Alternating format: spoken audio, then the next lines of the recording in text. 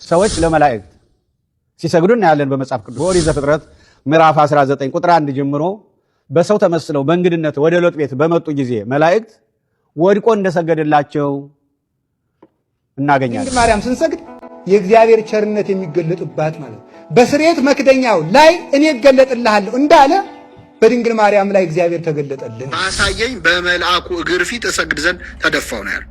ስለዚህ ለመልአክ ነው የሰገደ። መልአኩ እኛ መላእክት እኮ ስግደት አይገባንም ስለዚህ አትስገድልኝ አላለው። ከቅርብ ጊዜ ወዲህ አነጋጋሪ የሆነ የመጣ ጉዳይ ለሰዎች ስግደት ለመላእክት፣ ስግደት ለቅዱሳን፣ ስግደት ለእግዚአብሔር የሚባል አይነት እንትኑ ድንበሩ ትንሽ ግራ የገባው አይነት ሁኔታ አለ። ቅዱስ በሚለው መንገድ ማየት ያስፈልጋል። ስግደት ደግሞ የተሻለ ነገር ደግሞ የተረዳ የሚመስለው ደግሞ ለሆኑ ሶስት ፐርሰኖች አንድ ላይ ሆነው የሚመለክ አይነትም ተደርጎ ደግሞ የሚገለጽ ሁኔታ አለ። በመጽሐፍ ቅዱስ ውስጥ ለፈጣሪ የሚቀርበው አምልኮ ምን አይነት አምልኮ ነው? አምልኮ በመባል የተገለጹት ምን ይመስላሉ የሚለው መጽሐፍ ቅዱስ የሚላቸውን ነገሮች ቶሎ ቶሎ አነሳቸዋለሁ። ከዛ ጥያቄ ላላቸው ሰዎች እድል ሰጣለሁ።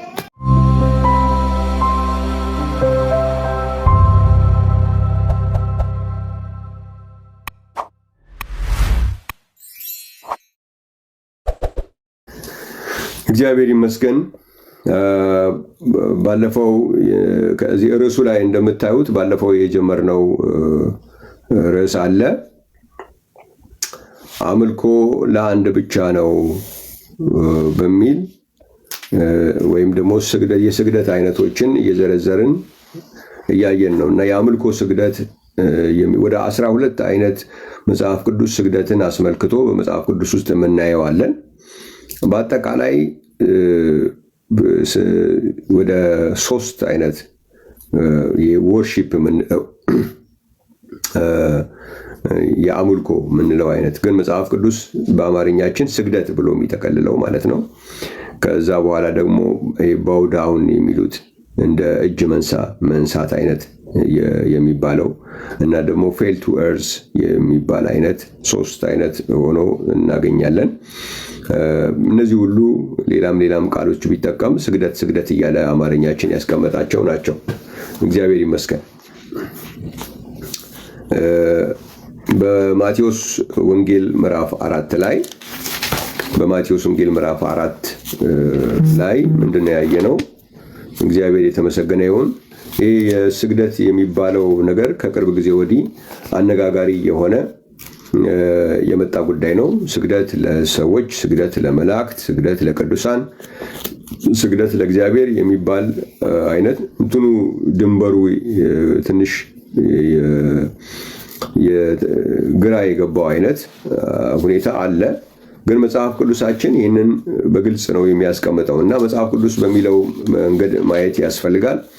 ስግደት ደግሞ የተሻለ ነገር ደግሞ የተረዳ የሚመስለው ደግሞ ለሆኑ ለድርብርብ ለግሩፕ አይነት ነገር የሆነ 2-3 ፐርሰኖች አንድ ላይ ሆነው የሚመለክ አይነትም ተደርጎ ደግሞ የሚገለጽ ሁኔታ አለ።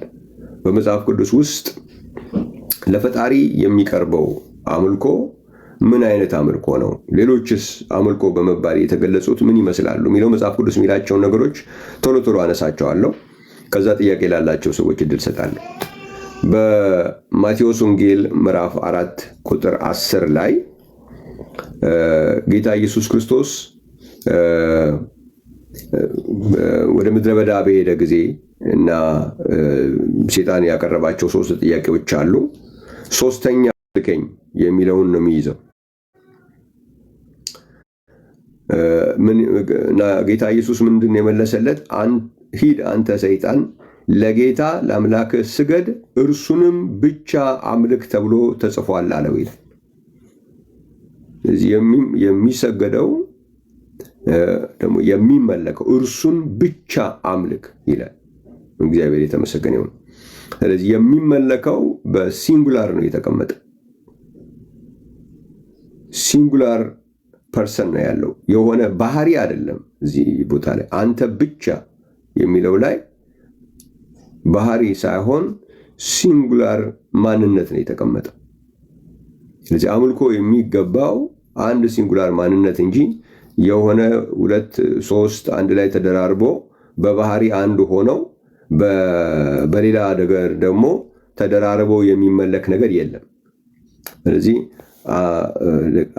እርሱንም ብቻ እግዚአብሔር የተመሰገነ ነው። ምንድን ነው የሚለው? እርሱንም ብቻ ነው የሚለው። እነርሱን ብቻ አይደለም፣ እርሱ ነው የሚመለከው።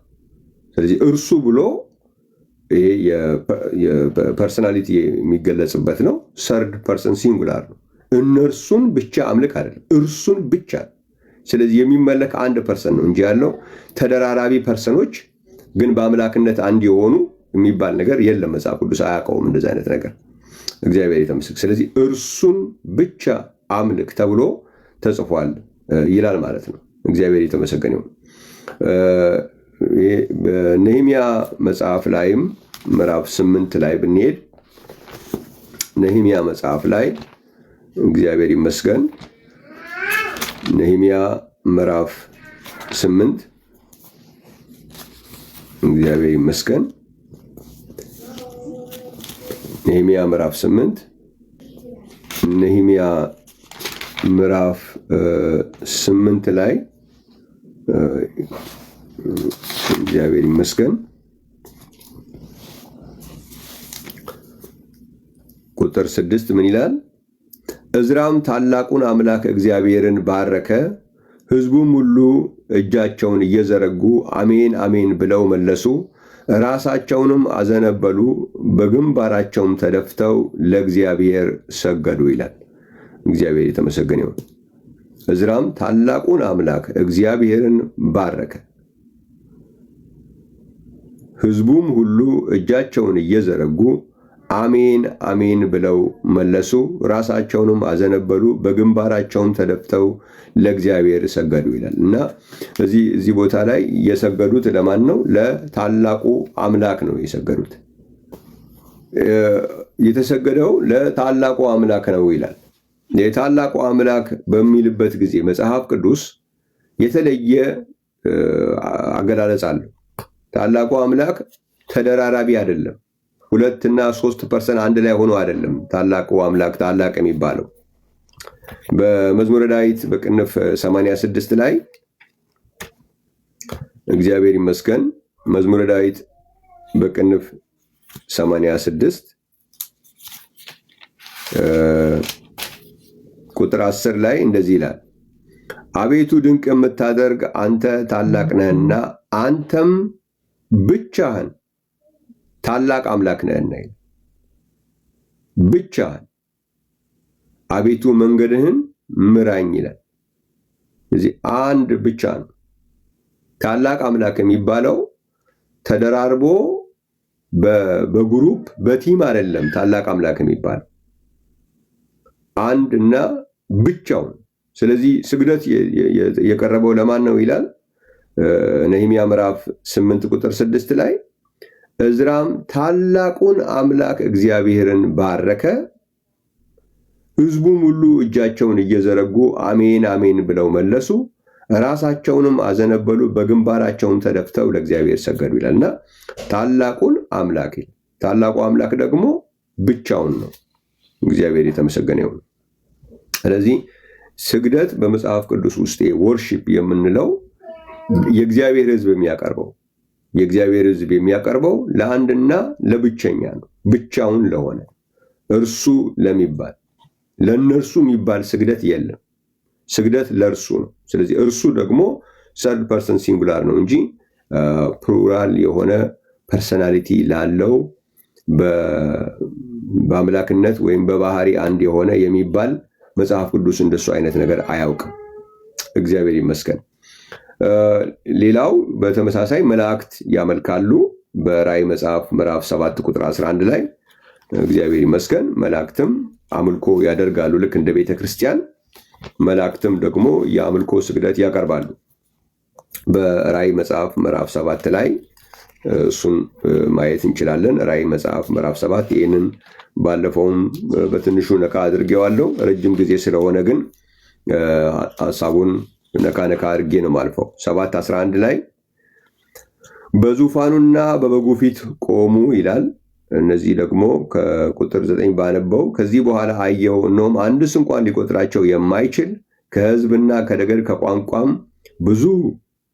ከቋንቋም ሁሉ እጅግ ብዙ ሰዎች ነበሩ። ነጭ ልብስም ለብሰው የዘንባባም ዝንጣፊዎች በእጆቻቸው ይዘው በዙፋኑና በበጉ ፊት ቆሙ። በታላቅ ድምፅ እየጮሁ በዙፋኑ ላይ ለተቀመጠው ለአምላካችንና ለበጉ ማዳን ነው አሉ። መላእክቱም ሁሉ ይላል ቁጥር 11 ላይ በዙፋኑና በሽማግሌዎቹ በአራቱም እንስሶች ዙሪያ ቆመው ነበር። በዙፋኑ ፊት በግንባራቸው ተደፉ፣ ለእግዚአብሔር እየሰገዱ አሜን፣ በረከትና ክብር፣ ጥበብም፣ ምስጋናም፣ ውዳሴም፣ ኃይልም፣ ብርታትም ከዘላለም እስከ ዘላለም በሕይወት ለሚኖረው ይሁን፣ ከዘላለም እስከ ዘላለም ድረስ ለአምላካችን ይሁን አሜን አሉ ይላል። እነዚህ ደግሞ መላእክቶች ናቸው።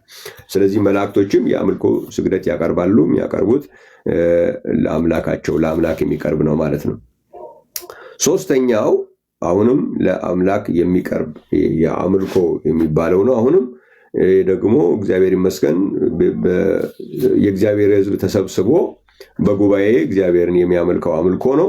በመዝሙረ ዳዊት 132 ላይ ከቁጥር 7 ጀምሮ ተቀምጧል ማለት ነው። ይህም አምልኮ በመባል ይታወቃል። አራተኛ ደግሞ በእግዚአብሔር ለተወደደች ቤተክርስቲያን አሕዛብ የሚያደርጉት የመገዛት ስግደት ነው። እሱ በራእይ መጽሐፍ ምዕራፍ 3 ላይ አለ። ራእይ ምዕራፍ 3 እግዚአብሔር ይመስገን ይሄ ቤተክርስቲያን የምታቀርበው ስግደት አይደለም። ቤተክርስቲያን ለማንም ለሌላ ከፈጣሪ በስተቀር ብቻውን ለሆነ እርሱን ብቻ አምልክ ተብሎ ለተባለ ለእርሱ ከሆነ ውጪ ሌላ አምልኮ ስግደት አታቀርብም። እግዚአብሔር የተመሰገነ ይሁን። ራእይ መጽሐፍ ምዕራፍ 3 ቁጥር 9 ላይ ወይም ደግሞ ከ8 ብጀምረው ስራህን አውቃለሁ፣ እነሆ በአንተ ፊት የተከፈተ በር ሰጥቼሃለሁ፣ ማንም ሊዘጋው አይችልም። ኃይልህ ምንም ትንሽ ቢሆን ቃሌን ጠብቀሃልና ስሜን አልካድክምና፣ እነሆ አይሁድ ሳይሆኑ አይሁድ ነን ከሚሉ ነገር ግን ከሚዋሹ ከሰይጣን ማህበር አንዳንዶችን እሰጥሃለሁ። እነሆ መጥተው በእግሮች ፊት ይሰግዱ ዘንድ እኔም እንደወደድኩ ያውቁ ዘንድ አደርጋቸዋለሁ ይላል። እኔም እንደወደድኩ ያውቁ ዘንድ። ስለዚህ እዚህ ጋር እግዚአብሔር የተመሰገነ ይሁን ለፊላዴልፊያ ቤተክርስቲያን የተጻፈ ነው። ስለዚህ የፊላዴልፊያ ቤተክርስቲያን ወይም የእግዚአብሔርን ሕዝብ በእግዚአብሔር የተወደዱ መሆናቸው ይታወቅ ዘንድ እነዚህ አሕዛብ እግዚአብሔር ይመስገን እንዲሰግዱ አደርጋለሁ ወይም እንዲገዙ አደርጋለሁ ብሎ ይናገራል ማለት ነው። እዚህ ጋርም ያለው ስግደት ወርሺፕ በሚል ነው የተቀመጠው። ግን እዚህ ጋር ያለው ወርሺፕ ቤተክርስቲያን የምታቀርበው አይደለም። እግዚአብሔር የተመሰገነው አሕዛብ ናቸው። አሕዛብ ለቤተክርስቲያን ሰብጀክት መሆናቸውን የሚያሳዩበት ነው። ግን ወርሺፕ ተብሎ ነው የተገለጸው እና አንዳንዴ ይህንን ልክ ቤተክርስቲያን የምታቀርበው ተደርጎ የማስተማር ሁኔታ አለ። እሱ ትክክል አይደለም። ቤተክርስቲያን ለማንም የአምልኮ ስግደት አታቀርበው። ቤተክርስቲያን የአምልኮ ስግደት የምታቀርበው ለአንድና ብቸኛ ጌታና አምላክ ነው። ለጌታ ለአምላክ ስገድ፣ እርሱንም ብቻ። እርሱ ለተሰበሰበ 3 እና 4 ሆኖ አብሮ ላለ በባህሪ ግን አንድ ለሆነ የሚባል ነገር ያለ እርሱ ለሚባል ለአንድ ፐርሰን ብቻ ነው ስግደት የምታቀርበው። እግዚአብሔር እርሱንም ብቻ አምልክ ተብሎ እንደተጻፈ ማለት ነው።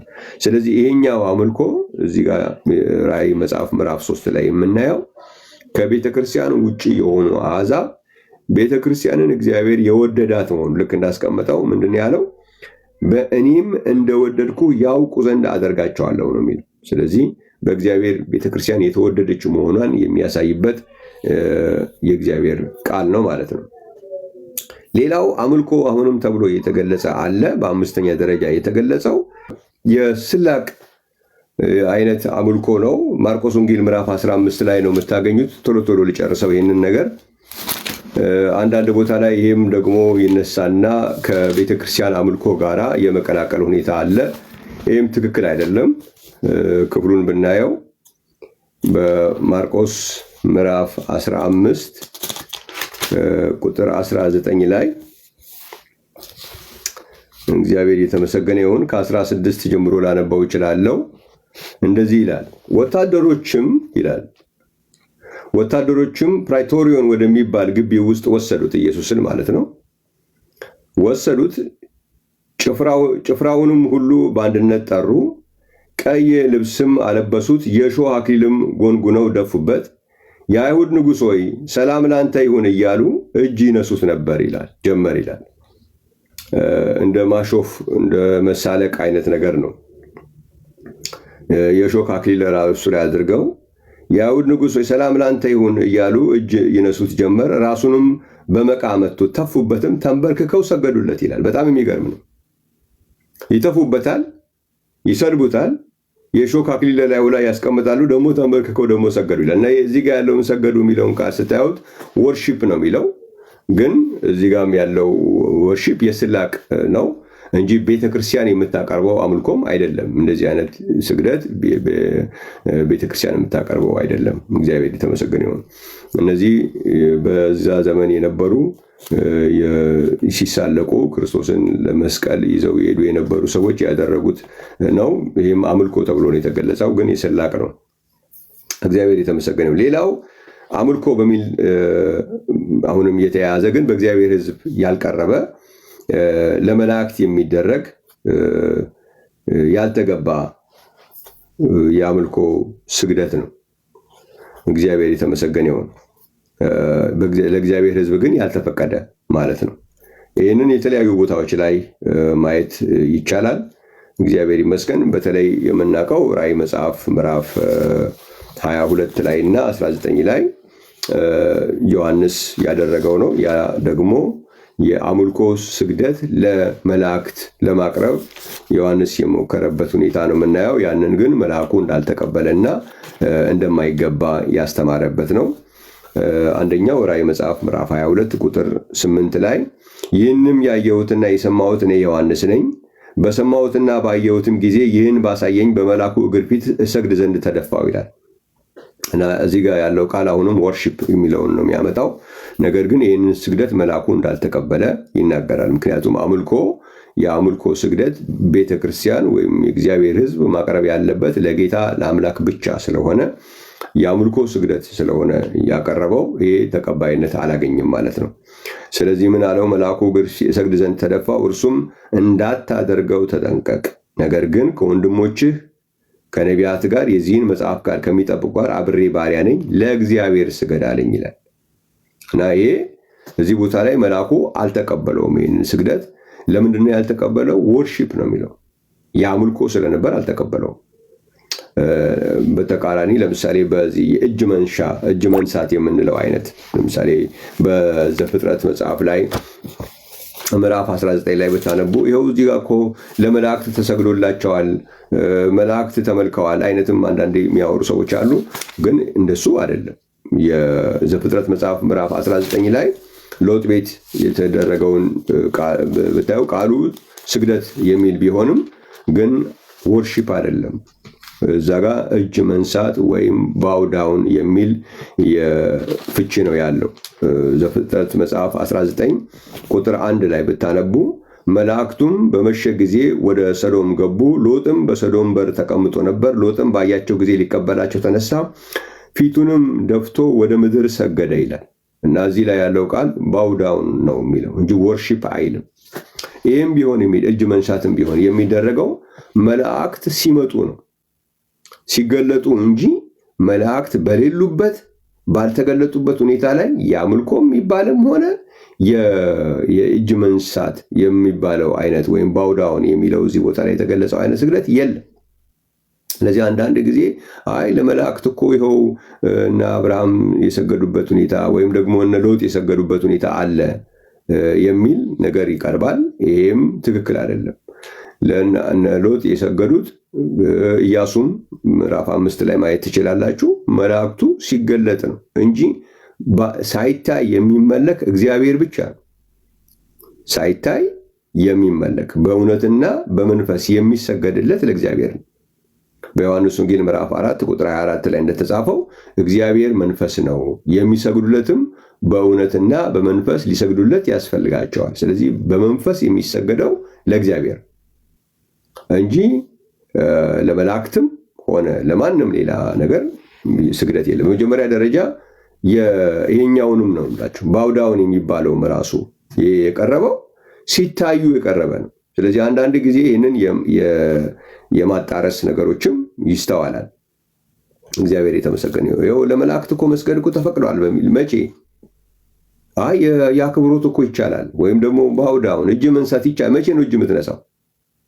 ሳይገለጥ በሌለበት ሰውየውን ስም እየጠራ መላእክት ስም እየጠራ እጅ መንሳት የሚባል ነገር መጽሐፍ ቅዱስ ውስጥ አለ? እንደዚህ አይነት ነገር የለም።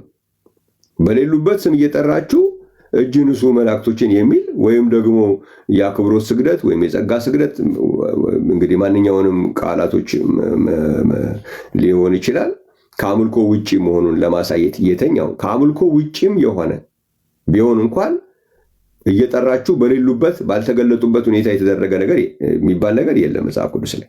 እግዚአብሔር የተመሰገነ ይሁን። ሌላው የምናየው ለሰዎች የሚደረግ ያልተገባ ስግደት ነው። ይህም ተቀባይነት የለውም። ይህንን ጴጥሮስ ነበረ ሊያደርግ የነበረው፣ ለጴጥሮስ ነበር ሊደረግ የነበረው። ተከልክለዋል። እነዚህ በቂሳሪያ ኢጣሊቄ ለሚሉት ጭፍራ የመቶ አለቃ የሆነ ቆርኔሌዎስ የሚባል ሰው ቤቱ መላእክት በመጣ ጊዜ መልእክት ከጴጥሮስ እንዲሰማ በደረሰው መሰረት በሐዋርያት ሥራ ምዕራፍ 10 ላይ ከቁጥር 24 ጀምሮ ሄዶ ነበር እና በነገውም ተነስቶ ከእርሱ ጋር መጣ። በኢዮጴ ከነበሩት ወንድሞች አንዳንዶቹ ከእርሱ ጋር አብረው ሄዱ። በነገውም ወደ ቂሳሪያ ገቡ። ቆርኔሌዎስም ዘመዶቹንና የቅርብ ወዳጆቹን በአንድነት ጠርቶ ይጠባበቃቸው ነበር። ጴጥሮስ በገባ ጊዜ ቆርኔሌዎስ ተገናኝቶ ከእግሩ በታች ወደቀና ሰገደለት ይላል። ይህንንም ቃል ብታዩት ወርሺፕ ነው የሚለው፣ አመለከው ነው የሚለው። ይሄ ትክክል አልነበረም። ጴጥሮስ ምንድን ነው ያደረገው? እጅ መንሳት ምናምን አድርጎ እጅ መንሳትማ ቢሆን ኖሮ በዚህ ደረጃ ጴጥሮስም ሊቃወም አይችልም። ምክንያቱም ይህ የተደረገው ፊዚካሊ ጴጥሮስ በነበረበት ቦታ ላይ ነው። ነገር ግን ጴጥሮስ ተነሳ፣ እኔ ራሴ ደግሞ ሰው ነኝ ብሎ አስነሳው ይላል። እግዚአብሔር ይመስገን። እና እዚህ ቦታ ላይም ቆርኔሌዎስ ያደረገው የአምልኮ ነው፣ ወርሺፕ ነበር ለማድረግ የሞከረው። ይሄ ትክክል እንዳልሆነ ተነግሯል። ስለዚህ ያልተገባ ወርሺፕ ነው ማለት ነው። ስለዚህ ምክንያቱም ወርሺፕ የምንለው ስግደት ለፈጣሪ ብቻ ለጌታ ለአምላክ፣ ያውም ለጌታ ለአምላክ ለእርሱ የሚደረግ ነው። ለእነርሱ የሚባል አምልኮም የለም። በአምላክነት ደረጃም ቢሆን እነርሱ የሚባል አምልኮ የለም። እግዚአብሔር የተመሰገነ ይሁን። ስለዚህ ለእርሱ ነው የሚደረገው፣ ለአንድ ብቸኛ ፐርሰን ነው እየተደረገው ማለት ነው። እግዚአብሔር የተመሰገነ ይሁን። ፐርሰን ስንል እንግዲህ የተለያየ አይነት የፐርሰን አገላለጾች አሉ። የግራማቲካል ፐርሰን አለ፣ እንደገና ደግሞ አካላዊ የሆነ ፐርሰንም አለ ማለት ነው። ስለዚህ እኔ ፐርሰን የምለው ግራማቲካል ፐርሰን ሂ የምንለው ማለት ነው። እግዚአብሔር የተመሰገነ ይሁን። ወይም ሂም እያለ የሚገልጸው ወይም ሂስ እያለ የሚገልጸውን ሰርድ ፐርሰን ሲንጉላር ነው የሚጠቀመው፣ አምልኮ ጋር ተያይዞ የቀረበ ስግደት በሙሉ ማለት ነው እንጂ እነርሱ የሚባል ስግደት የለም።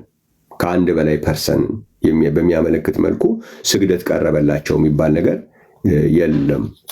ከአንድ በላይ ለሆነ ፐርሰን የቀረበ ስግደት የለም በመጽሐፍ ቅዱስ ውስጥ ማለት ነው። እግዚአብሔር የተመሰገነ ይሁን። ሌላው ለቤተ ክርስቲያን የሚሰጥ የመገዛት ስግደት አለ። እሱ ባውዳውን ተብሎ ቤተ ክርስቲያንን የማክበር ለቤተ ክርስቲያን አሕዛብ ወይም ደግሞ ሌሎችም እንዲታዘዙ የሚያሳይ ነው። እሱ ኢሳይያስ መጽሐፍ ምዕራፍ 60 ላይ የተቀመጠ ነው። ይህንንም አላግባብ የሚወሰድበት ጊዜ አለ። ግን ቃሉን እናንተ ራሳችሁ ልታዩት ትችላላችሁ። በኢሳይያስ መጽሐፍ ምዕራፍ 60 ቁጥር 10 ላይ በቁጣዬ ቀጽፌ በፍቅሬ ምሬሻለሁና ይላል። ለአንዲት ግለሰብ ወይም ለአንዲት ሴት የተሰጠ አድርገው ወይም ለአንዲት ሴት ስግደት እንደሚቀርብ አድርጎ የሚተረጎም አለ። እሱ ሀሳብ ትክክል አይሆንም። ምክንያቱም እዚህ ላይ እንደምታዩት በቁጣዬ ቀጽፌ ነው የሚለው። ስለዚህ ያቺን አንዲት ሴት ያውም ቅዱስ የምትባል ሴት በእግዚአብሔር ፊት ንጹህ የምትባል ሴት የምትቀጸፍበት ምክንያት የለም። ይሄ ክፍል የእግዚአብሔርን ሕዝብ የሚያመለክት ነው። የእግዚአብሔር ሕዝብ ባጠፋ ጊዜ በእግዚአብሔር እንደተቀጣ ደግሞ ከኃጢአት በተመለሰ ጊዜ ደግሞ የእግዚአብሔር ሕዝብ ምሕረት እንደተደረገለት የሚናገር ነው። እግዚአብሔር ይመስገን። ስለዚህ በቁጣዬ ቀጽፌ በፍቅሬ መርጬሻለሁና ቅጥርሽን ይሰራሉ፣ ነገስታቶቻቸውም ያገለግሉሻል። በሮችሽም ሁልጊዜ ይከፈታሉ። ሰዎች የአሕዛብን ብልጥግና የተማረኩትንም ነገስታቶቻቸውን ወደ አንቺ ያመጡ ዘንድ ሌሊትና ቀን አይዘጉም። ለአንቺ የማይገዛ ሕዝብና መንግስት ይጠፋል። እነዚህ አሕዛብ ፈጽሞ ይጠፋሉ። የመቅደሴን ስፍራ ያስጌጡ ዘንድ የሊባኖስ ክብር ጥዱና አስታው ባርሰነቱም ወደ አንቺ ይመጣሉ። የእግሬን ስፍራ አከብራለሁ። የአስጨናቂዎችሽም ልጆች አንገታቸውን ደፍተው ወደ አንቺ ይመጣሉ። የናቁሽም ሁሉ ወደ እግርሽ ጫማ ይሰግዳሉ ይላል። ይህችን የማራትን ደግሞ የናቁሽ ሁሉ ወደ እግርሽ ጫማ ይሰግዳሉ። የእግዚአብሔር ከተማ የእስራኤል ቅዱስ የሆንሽ ጽዮን ይሉሻል ይላል። እግዚአብሔር ይመስገን። በኢሳይያስ መጽሐፍ ጽዮን ተብላ በአንድ ወቅት ስትቀሰፍ፣ በአንድ ወቅት ደግሞ ምሕረት ሲደረግላት የነበረች ሲሆን የእግዚአብሔር ሕዝብ መሆኑ በኢሳይያስ መጽሐፍ ምዕራፍ 51 ላይ ቁጥር 16 ላይ ኢሳይያስ 51 ላይ ሰማያትን እዘረጋ ዘንድ ምድርንም መሰረት ዘንድ ጽዮንንም አንቺ ሕዝቤ ነሽ እል ዘንድ ቃሌን በአፍ አድርጌአለሁ በእጄም ጥላ ጋርጄአለሁ ይላል። ስለዚህ ጽዮንን አንቺ ሕዝቤ ነሽ እል ዘንድ ይላል። ስለዚህ እግዚአብሔር በኢሳይያስ መጽሐፍ ላይ ጽዮን እያለ የሚቀጽፋትም በኋላ ደግሞ ምሕረት አድርጌአለሁ የሚላት የእግዚአብሔር ሕዝብን ነው እንጂ አንድ ቅድስት የሆነች ንጹሕ የሆነችን ሴት የሚቀስፍበትም ምክንያት የለም ማለት ነው። ስለዚህ እግዚአብሔር ለቤተ ክርስቲያን ወይም ለሕዝቡ የተናገረው ቃል ነው። ይህንን እናያለን። ይሄ ደግሞ እዚህ ጋር ያለው ስግደት ባውዳውን ነው የሚለው ወርሺፕ አይልም ማለት ነው። ሌላው ለመላእክት የተደረገውን ዘፍጥረት ምዕራፍ 19 ቁጥር 1 ላይ አይተናል። ያ ወርሺፕ አይለውም፣ እጅ መንሳት ወይም ባውዳውን የሚል ትርጉም እናገኛለን ማለት ነው። ከዛ በተረፈ ለሰዎች የሚደረግ ደግሞ አለ። ለምሳሌ አንደኛ ሳሙኤል ምዕራፍ 23 ላይ ጨርሻለሁ። ይህንን በጣም አስፈላጊ ስለሆነ ነው።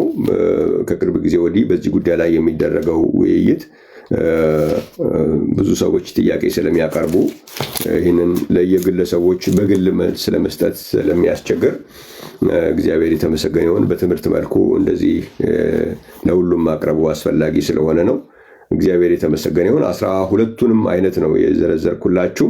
የሚቀረኝ አንድ ብቻ ነው። ይህንን ካነሳው በኋላ አንደኛ ሳሙኤል ምዕራፍ 23 ቁጥር 25 ላይ ብታነቡ ከምዕራፍ 23 ቁጥር 24 ላይ እነዚያም ተነስተው ከሳኦል ፊት ወደ ዚፍ ሄዱ።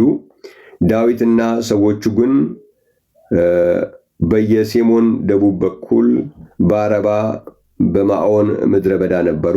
ሳኦልና ሰዎቹም ሊፈልጉት ሄዱ። ዳዊት በሰማ ጊዜ ወደ አለቱ ወርዶ በማዖን ምድረ በዳ ተቀመጠ። ሳኦልም ያንን በሰማ ጊዜ ዳዊትን በማዖን ምድረ በዳ አሳደደው። ሳኦልም በተራራው በአንድ ወገን ወደ ዳዊት፣ ሰዎችን በተራራው በሌላው ወገን ሄዱ። ሳኦልና ሰዎቹም ዳዊትን ሰዎቹን ለመያዝ ከቧቸው ነበርና ዳዊት ከሳኦል ፊት ያመልጥ ዘንድ ፈጠነ ይላል። እግዚአብሔር የተመሰገነ ይሁን። ታሪኩን እየቀጠል እያነበብን ስንመጣ ምን የሚል ታገኛላችሁ? ዳዊት ከዚህ ሸሽቶ ያው ከሳኦል ጋር በነበረው አለመግባባት እግዚአብሔር የተመሰገነ ይሁን ከሸሸ በኋላ አቢግያ ታገኘዋለች ይላል ዳዊትን። ዳዊትን ባየች ጊዜ ከአህያዋ ፈጥና ወረደች፣ በዳዊትም ፊት በግንባሯ ወደቀች፣ በምድርም ላይ እጅ ነሳች፣ በእግሩም ላይ ወደቀች፣ እንዲህም አለች እያለ ይቀጥላል ማለት ነው። ስለዚህ እዚህም ላይ ያለውን እንግዲህ በግንባሯ ተደፍታ ወደቀች፣ በግንባሯም በምድርም ላይ እጅ ነሳች ይላል። ይህንን ቃል ሊትራሊ እጅ ነሳች በሚል ያስቀምጠዋል። በእንግሊዝኛው ባውዳውን የምንለው ነው፣ ወርሺፕ አይደለም ይሄኛው። እግዚአብሔር የተመሰገነ ይሁን። ሌላው የመጨረሻው በኢያሱ መጽሐፍ ምዕራፍ 7 ቁጥር 6 ላይ የምናገኘው ነው። ለታቦት የነበረው ነው። ለታቦትም የተደረገው እጅ መንሳት ወይም ደግሞ ፌል ቱ ኤርዝ የሚባለው አሁን እዚህ ለዳዊት አቢግያ ያደረገችውን አይነት ነው የሚያስቀምጠው ማለት ነው። ስለዚህ እነዚህ 12ቱንም ስናይ እንግዲህ አምልኮ በሚል ደረጃ የእግዚአብሔር ሕዝብ የሚያቀርበው እንዲቀርብም መጽሐፍ ቅዱስ የሚፈቅደው ለአንድና ብቸኛ ጌታ ብቻ ነው። እግዚአብሔር የተመሰገነ ነው። ከሱ በስተቀር ሌላ አምልኮ የሚቀርብለት ስግደት የሚቀርብለት ሌላ የለም። እግዚአብሔር ይመስገን። ተደራርቦ ወይም ደግሞ በግሩፕ ወይም በቲም ወይም 2-3 ሆነው በባህሪ አንድ ስለሆኑ አምልኮ ሲቀርብላቸው ነበሩ የሚባል አምላክነት በመጽሐፍ ቅዱሳችን ውስጥ የለም። እግዚአብሔር የተመሰገነ ይሁን። አንድ ብቸኛ አምላክ አለ። እሱም እርሱ ተብሎ የሚታወቅ ነው። ለእርሱ ስግደት ይቀርባል። እግዚአብሔር የተመሰገነ ይሁን። በራእይ መጽሐፍ ምዕራፍ 22 ላይ ቃል ስጋ ከሆነ በኋላ እንኳን ባለው አምልኮ ስንመለከት ራእይ መጽሐፍ ምዕራፍ 22 እግዚአብሔር የተመሰገነ ይሁን ምን ይላል? ቁጥር 3 ላይ ከእንግዲህ ወዲህ መርገም ከቶ አይሆንም፣ የእግዚአብሔርና የበጉ ዙፋን በእርሷ ውስጥ ይሆናል፣ ባሪያዎቹም ያመልኩታል ይላል። እግዚአብሔርና በጉ በአንድ አካል ነው የሚመለከው። ያመልኳቸዋል አይልም፣ ያመልኩታል ይላል። ፊታቸውን ያያሉ አይልም፣ ፊቱን ያያሉ ይላል። ስሞቻቸው በግንባሮቻቸው ይሆናል አይልም፣ ስሙም በግንባሮቻቸው ይሆናል ነው የሚለው። እዚህ እግዚአብሔርና በጉ አንድ አምልኮ፣ አንድ ዙፋን፣ አንድ ስም፣ አንድ ፊት ነው። ስለዚህ አብና ወልድን በተለያየ አካላት በባህሪ አንዱ ሆነው በተለያየ አካላት አይመለክም። እንደዛ አይነት ነገር የለም። እግዚአብሔር የተመሰገነ ይሁን። አሁን ስሙን በግንባሮቻቸው የሚለው መጽሐፍ ቅዱሳችን ራእይ መጽሐፍ ምዕራፍ 14 ላይ ብታነቡ የማ ስም ነው? አሁን ስሙ ተብሎ በአንድ ስም ነው የተቀመጠው። ግን ያ ስም የማን ስም ነው? በግንባር የሚደረገው ስም የማን ስም ነው ብላችሁ ብታዩ የአብና የወልድ ነው። ራእይ መጽሐፍ ምዕራፍ 14 ቁጥር 1 ላይ ራእይ መጽሐፍ ምዕራፍ 14 ቁጥር 1 ላይ ምን ይላል? አየሁም፣ እነሆ በጉ በጽዮን ተራራ ቆሞ ነበር፣ ከእርሱም ጋር ስሙና የአባቱ ስም በግንባራቸው የተጻፈባቸው 144,000 ነበሩ ይላል። ስሙና የአባቱ ስም የአብና የወልድ ስም። እግዚአብሔር የተመሰገነ። ግን ስንት ስም ነው የተጻፈው? አንድ ስም ብቻ። እግዚአብሔር የተመሰገነ። ስለዚህ ምን ይላል? የእግዚአብሔርና የበጉ ዙፋን በእርሷ ውስጥ ይሆናል፣ ባሪያዎቹም ያመልኩታል። አንድ አምልኮ ነው። ፊቱንም ያያሉ፣ አንድ ፊት ነው። ስሙ በግንባሮቻቸው ይሆናል፣ አንድ ስም ነው። ስሞቻቸው በግንባሮቻቸው ላይ ይሆናል አይደለም የሚለው፣ ስሙ ነው። የማ ስም? የእግዚአብሔርና የበጉ የአብና የወልድ። እግዚአብሔር የተመሰገነ ነው። በራእይ 14 መሰረት ደግሞ ስሙና የአባቱ ስም። ስለዚህ የወልድና የአብ የተለያየ ስም አይደለም በግንባር የሚመጣው፣ አንድ ስም ነው። ያ ስም ግን የአብና የወልድ ስም ነው። እግዚአብሔር የተመሰገነ ነው። እና በዚህ ሁኔታ የሚመለክ አምላክ ነው መጽሐፍ ቅዱሳችን ውስጥ ያለው ማለት ነው። እግዚአብሔር እናመሰግናለን። እንግዲህ ከስግደት አንጻር መጽሐፍ ቅዱስ የሚያስቀምጣቸው በ12 ነጥብ አድርጌ አቅርቤዋለሁ ማለት ነው እንደተጻፈው። እግዚአብሔር የተመሰገነ ይሁን። ሌሎቻችሁ ደግሞ ከዚህ በተለየ መንገድ ልታቀርቡ ትችላላችሁ። እኔ ግን በመጽሐፍ ቅዱስ ያየሁትን 12ቱንም ነጥቦች በዚህ መልኩ አቅርቤዋለሁ። ጥያቄ ያላችሁ ሰዎች በዚህም ላይ ይሁን ከዚህ በተለየ ሁኔታ ጥያቄ ያላችሁ ጥያቄያችሁን ማቅረብ ትችላላችሁ። እግዚአብሔር የተመሰገነ ይሁን።